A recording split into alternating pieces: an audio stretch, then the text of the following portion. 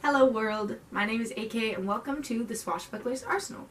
So today I am filming the promised video of explaining what the Swashbuckler's Arsenal is, which now with hindsight, I probably should have led with this one, but I kind of just wanted to get into it, kind of put some videos out there so that you could kind of get the feel of what the channel is before I explain what the Swashbuckler's Arsenal is. Okay. So the Swashbuckler's Arsenal is not a YouTube channel. This is a YouTube channel to help put the Swashbuckler's Arsenal out there for people to see, kind of give them an idea of what it is, introduce it to them. So basically, I'm just going to let you know the journey. The Swashbuckler's Arsenal started, which kind of makes a little bit more sense when it comes to its name. I was trying to start a business and I was trying to find a need. And basically when you start a business, best advice is find a need and fill it. So I realized after making a jacket for my sister that there aren't very many patterns out there for jackets. Not very good ones, at least. And so I was like, oh, I could make patterns for jackets, and that's what I could do. And then as I was doing that, I started working on a project, a costume for my brother. And it was a costume from a video game, and I realized there aren't very many good costume patterns either. Like authentic, realistic, where when you're done with this, it's going to look like it came right out of the video game or right out of the movie. So I was like, oh, that's what I could do. I could make costume patterns and jacket patterns. This is brilliant. This is exactly what I want to do. So I named it the Swashbuckler's Arsenal. So that kind of makes sense. Where it is now, people are like, what? Why is it called that? So it went from that to later I realized I had really a lot of fun designing clothes. And if you guys have been following like my Instagram, or at least the Swashbuckler's Arsenal Instagram, which I've had for about a year now probably, or close to that, that's where that Instagram started. It was with me sewing and designing my own clothes and making them, and I really loved doing that. And so I started designing actual pieces, and I was going to design a clothing line and release a clothing line. Anyways, if you've seen my Going Minimalist video, then you know like how I got into minimalism. And that's the same way that this sort of happened. I watched the Minimalist documentary and I realized that we really don't need another clothing line. Okay, so why mass produce something that you can find somewhere else and just put more? Like, I had kind of wandered away from the need. The only sell point I had for the clothing line was that it was modest, which I was so tired of like safety pinning and you know, wearing undershirts in multiple layers to try and make a piece that was cute, modest, and then by the time we were done making it modest, it wasn't cute anymore. So I was designing modest, cute pieces, and that was my only sell point, and I kind of wandered away from the need, and I realized you can find modest pieces. You know, it might not be easy, but you can find them. So I'd wandered away from the find a need and fill it. So when I watched the Minimalist video, I was like, I want to create a new business model. A model that we can follow and that other people can follow, and you know, and I'm not going to like copyright it, so other people can start doing this hopefully and we can make a difference. And that is making to order. No mass, no excess, no waste. So I watched the Minimalist video, I realized that the business plan that I had was a very bad idea for the economy, for myself, for selling. It was a very bad idea. So I was like, alright, where does a minimalist go when that one good pair of jeans that they have gets ripped and it's now a work pair of jeans? Yeah, they can fix it, but I've fixed jeans before, and once you fix it, it's no longer a nice pair of jeans. So it's a work pair, you're not going to throw it away, that's wasteful, but now you need a good pair of jeans again.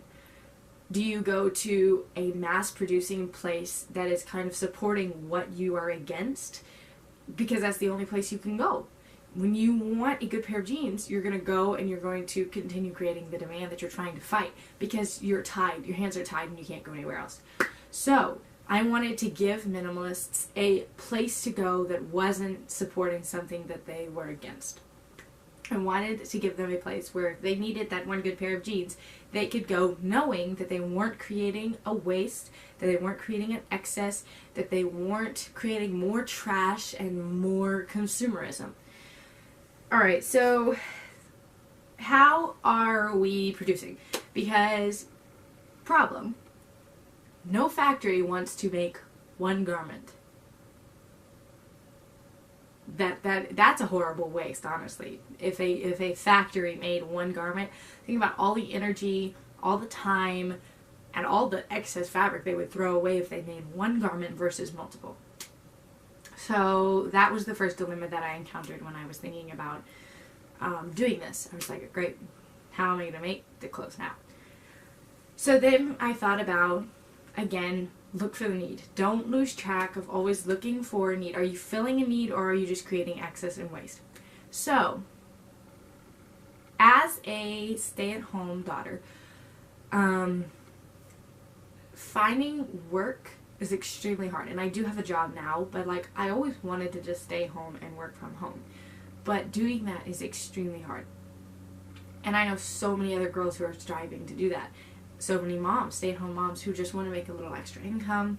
You know, they're astounding seamstresses. When they're sewing something and they try to put it up on Etsy and sell it, you will never get what it's worth, because they will put their time and their effort in it, and people don't see that, and people don't want to pay for your time and your effort. So trying to make money while you're working from home is extremely difficult. The idea is that we will hire stay-at-home moms, stay-at-home daughters, anyone who can sew well enough to produce a high-quality piece. It won't be, you know, when you think of homemade, you think of like, meh. When you think of handmade, you think of, whoa. You know, so a handmade piece. So it will all, you know, I will create a quality check, make sure that everything is in order, but that is the general idea. And on top of that, just for like reference, they will be in charge of making one garment. So like a white t-shirt. And if we have a lot of orders for a white t-shirt, we'll probably put 2 different people on it. But that way they only have that fabric and they're only working on that piece. So they end up getting really good at it because they've done it so many times. And they can study it. And if you want, and that's another thing, with making one piece for someone, we can make it to that person. There are different things you always run into that don't fit correctly. You know, jeans that fit in on the hips, but they don't fit in the waist, and you really wish you could have them like cinched in so they didn't stick out. You know, it's just anything like that. Certain people have longer torsos or shorter, longer legs or shorter, and they have a hard time fitting. My dad has long arms and cannot find anything to fit his arms. So we'll be able to work the pattern to fit you. And when you pay for something, you'll know that you're getting it. It's handmade, no waste, and it's fit perfectly to you. The goal is to kickstart it, which is why I am working on this channel, why I'm trying to gain followers, and just I need people to kind of know what we're doing. Also, a plan is to get some clients before the kickstart so that we can kind of test the program. I'm not ready for that, but when I am, I will be sure to let you guys know, so you guys, if you are interested, would like to volunteer to just like test it out.